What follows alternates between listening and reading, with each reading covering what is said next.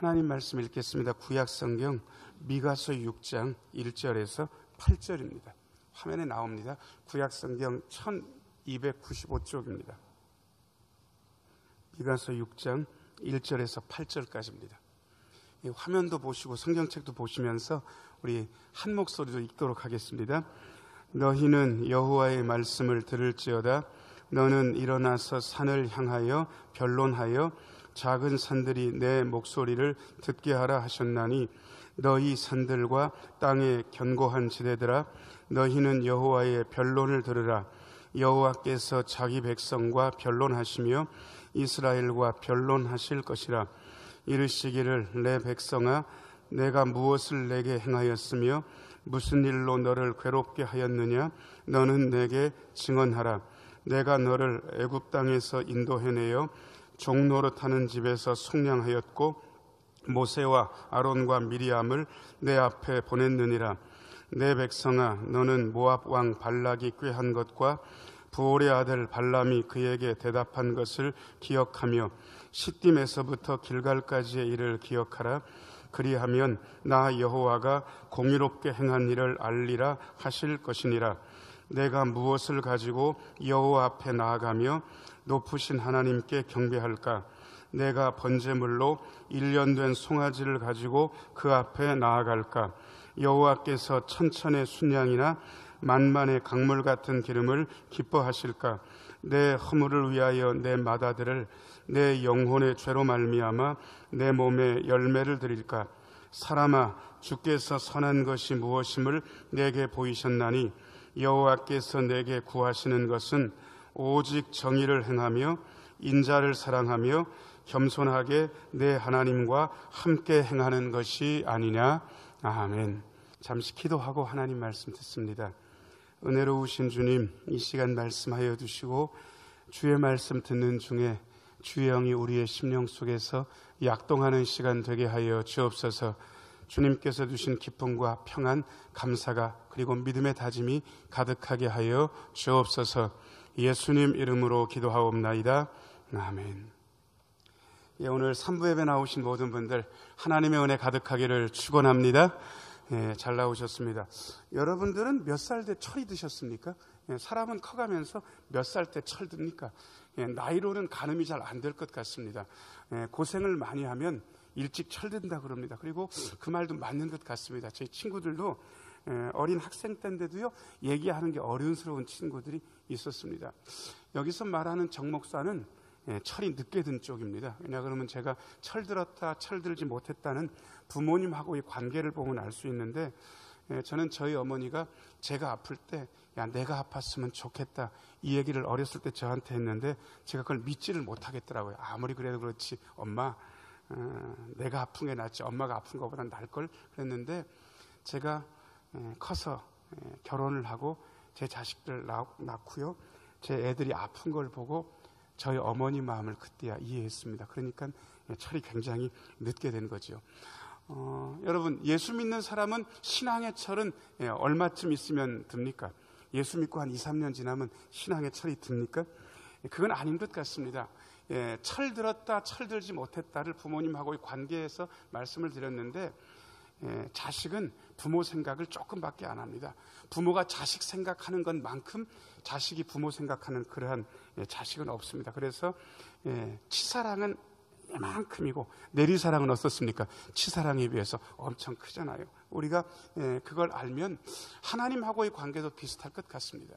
예수 믿어서 얼마 안 되는 그동안에는 그저 하나님 제 소원이 이겁니다. 저는 물질에 이런 정도의 소원이 있고 제가 이 정도로 건강했으면 좋겠고 제 자식은 이렇게 잘 됐으면 좋겠고 저한테 문제가 있으니까 이게 이 정도로 해결됐으면 좋겠습니다. 거의 우리의 모든 소원을 그야말로 폭주하듯이 주님 앞에 털어놓습니다. 그리고 그 소원이 이루어지면 응답받았다고 기뻐하고 그 소원이 이루어지지 않으면 아직까지 응답이 없다고 실망도 하고 그랬습니다. 세상적으로 철드는 것과 마찬가지로 믿음에도 철이 드는 건 어떤 것이냐 그러면 어느 순간에 하나님 앞에 우리의 소원만 신경 쓰는 것이 아니라 하나님 앞에 하나님 저를 향하신 하나님의 소원이 뭡니까? 하나님 저한테 원하시는 게 뭡니까? 라고 묻기 시작하는 그 순간 그분은 믿음의 철이 든 겁니다. 자녀들이 부모의 마음을 헤아리면서 철이 드는 것처럼 말입니다. 그런 식으로 따져 묻게 되면 예수를 믿지만 신앙에 철이 든 사람은 그렇게 많지 않습니다. 왜냐 그러면 대부분 우리의 소원들이 응답됐으면 좋겠고 빨리 응답됐으면 좋겠고 왜 빨리 응답이 안 되는지 속상해하면서 사는 게 우리의 마음의 거의 전부일 때가 많기 때문에 그렇습니다. 여러분 예언서, 어떻게 보면 성경에 굉장히 어려운 부분들이 있습니다. 미가, 나움, 하박국, 스바냐, 학개, 스가랴, 말라기 이런 게 구약 성경의 책 목록인데 나는 이런 부분들이 너무 좋아서 매일 읽는다 이런 분들은 많지 않습니다. 이 부분들은 대단히 어렵습니다. 그리고 읽어보면 또 그렇게 은혜롭지도 못하다는 그런 느낌을 받게 됩니다. 그럼에도 불구하고 이런 예언서의 말씀들이 우리를 믿음에 철이 들게 하는 것, 신앙을 성숙하게 하는 아름다운 말씀들입니다. 오늘 말씀은 미가 선지자가 예언한 내용인데요. 미가 선지자는 여러분들이 잘 알고 있는 성경 66장이나 쓴 이사야 선지자하고 동시대 사람입니다. 요담, 아하스, 히스기야 시대에 이사야 선지자, 미가 선지자가 예언 활동을 했는데 이때는 어떤 때였냐 그러면 이스라엘이 통일 왕국이었다가 남북으로 분단된 다음에 북이스라엘이 망하기 직전이었습니다. 그러니까 망하기 직전이니까 나라꼴이 엉망이죠. 그래서 북이스라엘, 수도 사마리아 그리고 유다도 어수선했는데 그때 당시에 미가는 그야말로 지도자들의 부패상을 고발하고 그리고 신앙의 허점들을 통렬하게 꼬집으면서 예언 활동을 했던 게 미가 선지자입니다. 오늘 미가 선지자의 예언을 보게 되면요, 우리가 하나님의 뜻에 대해서 엄청나게 오해하고 있다는 것을 알게 됩니다. 자, 일단 6절, 7절 읽겠습니다. 6절, 7절입니다. 6절, 7절 같이 읽겠습니다. 시작. 내가 무엇을 가지고 여호와 앞에 나아가며 높으신 하나님께 경배할까? 내가 번제물로 1년 된 송아지를 가지고 그 앞에 나아갈까? 여호와께서 천천의 순양이나 만만의 강물 같은 기름을 기뻐하실까? 내 허물을 위하여 내 맏아들을 내 영혼의 죄로 말미암아 내 몸에 열매를 드릴까? 6절 좀 비춰줘 보세요. 재물은 자기의 경제적인 능력에 따라서 드리는 게 좀 다릅니다. 부자라면 송아지나 소를 드릴 수 있습니다. 그냥 적당히 사는 분이면 양과 염소를 드릴 수 있습니다. 그게 어려우면 산비둘기 2마리나 집비둘기 새끼 2마리로 드립니다. 그것도 드리기 어려우면 고운 가루를 빻아가지고 그 가루 조금 가지고 하나님 앞에 예물 드릴 수 있습니다. 그러니까 송아지를 예물로 드리는 분들은 경제적으로 굉장히 부유한 분들이기도 하고 그리고 송아지를 예물로 드렸다 그러면 하나님 앞에 꽤 많이 드린 겁니다. 그러니까 하나님은 1년 된 송아지를 드리면 기뻐하실까? 여러분 이게 오해라는 얘기입니다. 그 다음에 그 뒷부분 비춰주세요. 여기 보면 천천의 순양, 만만의 강물 같은 기름이라고 되어 있는데 성경에도 보면 1000번제를 드린 솔로몬도 나오는데 양 1000마리 드리는 게 얼마나 어렵겠습니까? 그리고 보통은 내장을 이렇게 정리를 해가지고 콩팥과 간에 붙은 꺼풀하고 그 다음에 기름기를 태워서 드리는데 만만의 강물 같은 기름이니까 어마어마한 양의 제물을 하나님께 드리면 좋아하시겠다 뭐 이런 생각이 있는데 이게 아니라는 것을 미가 선지자는 이야기하고 있습니다. 아니 짐승 드리는 걸 별로 만족하지 않으시면 내가 죄를 지어서 내 허물 때문에 내 맏아들을 인신제사로 드리면 좋아하실까?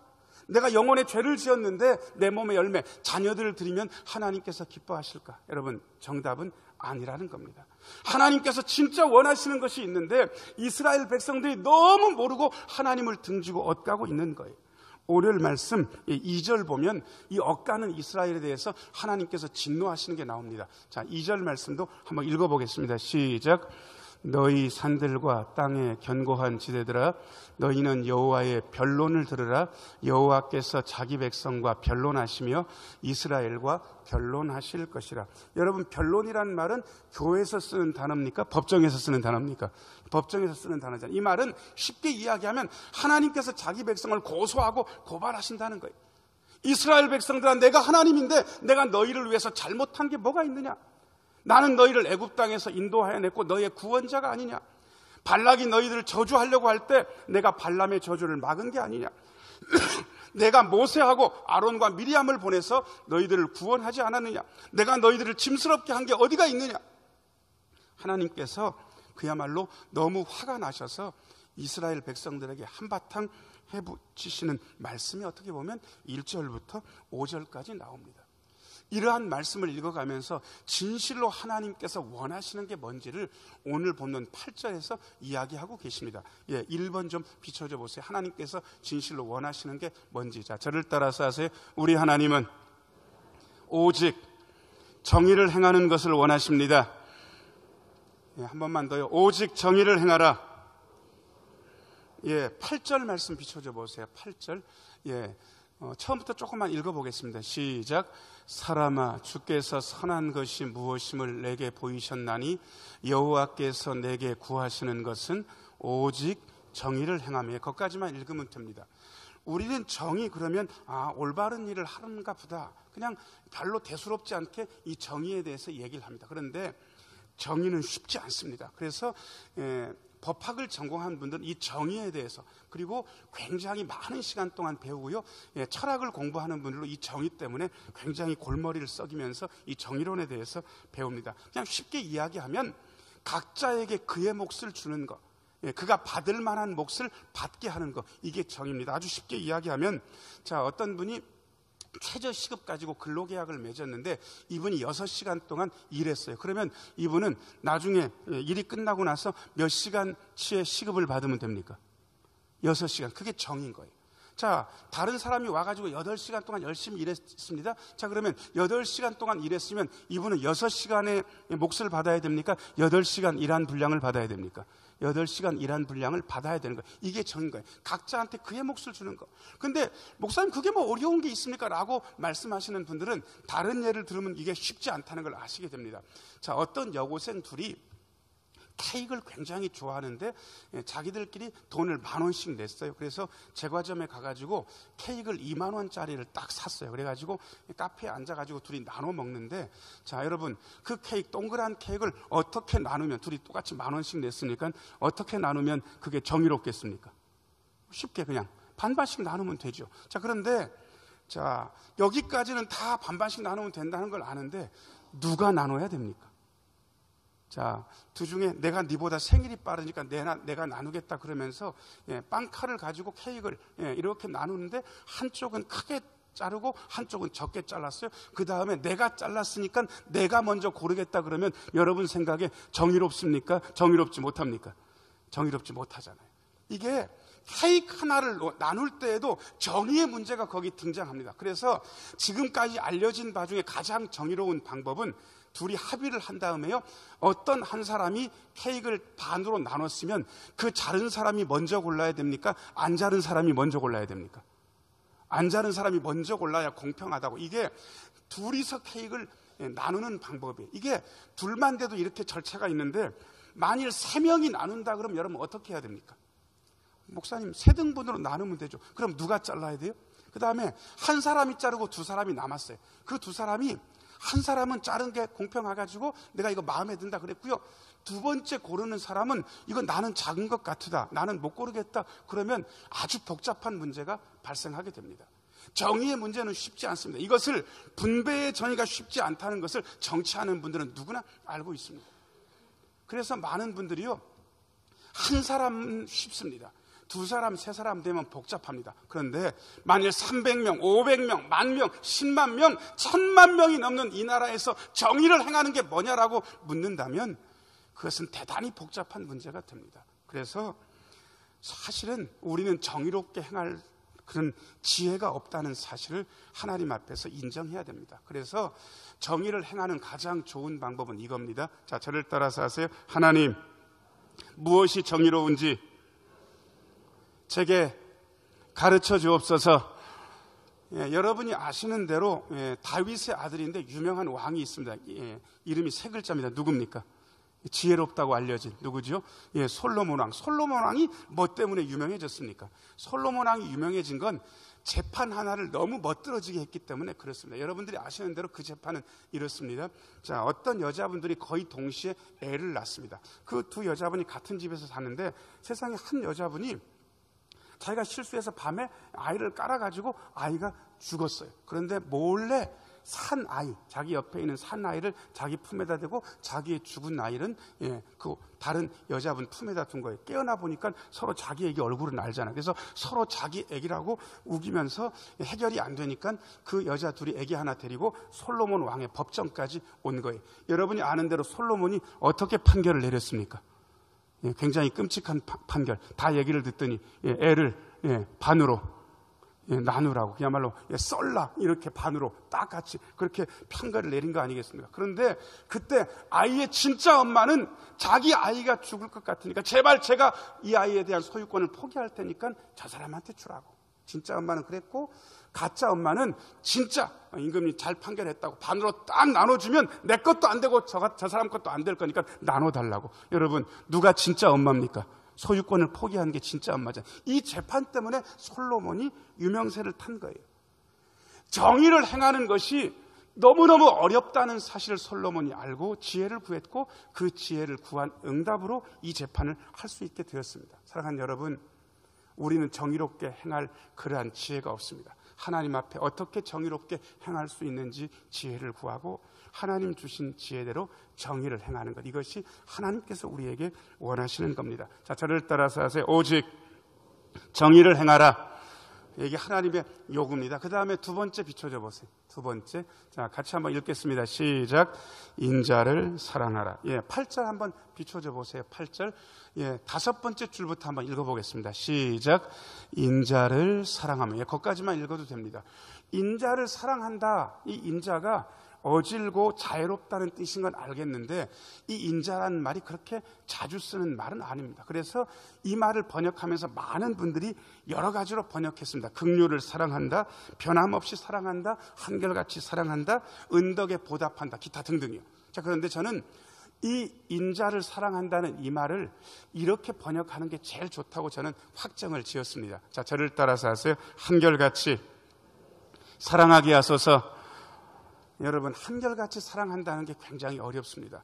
우리는 보통 어떤 정도의 사랑을 하냐 그러면, 너가 나한테 잘하냐? 나도 너한테 잘할 거다. 너가 나한테 까칠하게 구냐? 나도 너한테 까칠하게 굴 거다. 네가 나한테 뾰족하게 굴었냐? 나도 너한테 뾰족하게 굴 거다. 우리는 거의 이 정도 수준에서 그냥 사랑합니다. 여기서 벗어나는 사람이 거의 없습니다. 그런데 우리 하나님의 사랑을 생각하면 그것은 많이 다릅니다. 하나님께서는 우리가 잘하든지 잘못하든지 우리를 한결같이 사랑하십니다. 자, 저를 따라서 하세요. 우리 하나님은 우리를 한결같이 사랑하십니다. 이 한결같이 사랑하는 이 마음 가지고 사는 것을 하나님께서 원하십니다. 그래서 옆에 있는 분들 얼굴 보시고요, 당신이 나한테 뾰족하게 굴어도 나는 여전히 당신을 사랑할 거다. 얘기 한마디 해보세요. 자, 시작. 이거 굉장히 어렵습니다. 당신이 나한테 뾰족하게 굴어도 나는 당신을 여전히 사랑할 거다. 이게 한결같은 사랑을 하겠다는 건데, 이게 대단히 어려운 얘기입니다. 많은 분들이 여기에서 넘어집니다. 그 다음에 또 하나는 한결같이 사랑하는 건요, 이분이 안 될 때나 잘 될 때 늘 기뻐해 주는 겁니다. 안 될 때는 같이 슬퍼해 주고, 이분이 잘 될 때도 똑같이 기뻐해 주는 거. 이게 대단히 어려운 얘기입니다. 자, 어떤 분이 가난한 집에서 자랐기 때문에 이분은 중학교까지밖에 공부를 못했어요. 자, 그런데 이분 자식은 세상에 공부를 대단히 잘해가지고 서울대에 합격했습니다. 자, 중학교까지 나오지 못한 부모가 자식이 서울대 들어가면, 자, 1번 시기하고 질투한다, 2번 자랑스럽게 여긴다. 어느 겁니까? 설마 자기 자식이 서울대 들어갔는데 자기는 중학교밖에 못 나왔다고 자식을 시기하고 질투하는 건 부모가 아니죠. 자식이 잘 되는 것을 질투심 없이 시기심 없이 기뻐하는 게, 이게 부모의 마음이잖아요. 근데 여러분, 이게 부모 자식 간에는 가능하지만 같은 동료들끼리는 안 그렇다는 사실을 저는 예진작이 알았습니다. 속담에도 있죠. 사촌인지 사돈인지 밭을 사면 기분이 좋습니까? 기분이 안 좋습니까? 배가 아프다고 그렇게 얘기하죠. 제가 부목사로 사역할 때 광명에 있는 교회에서 6년 동안 사역했습니다. 저희 교구에 젊은 분들이 꽤 많았습니다. 그런데 어느 날 담임 목사님이 안 계셔서 저한테 이사신방을 오라 그래가지고 권사님들 모시고 가가지고 이사신방을 했는데, 그 새로 아파트를 장만한 분이 저하고 나이가 비슷하고 학교도 저랑 비슷하게 나왔어요. 자, 그런데 그분은 세상에 증권회사에 가가지고 돈을 많이 벌어가지고 지금 집을 산 거고, 저는 교회 사택에서 여전히 살고 있는 거. 아니, 거기서 예배 드릴 땐 괜찮았어요.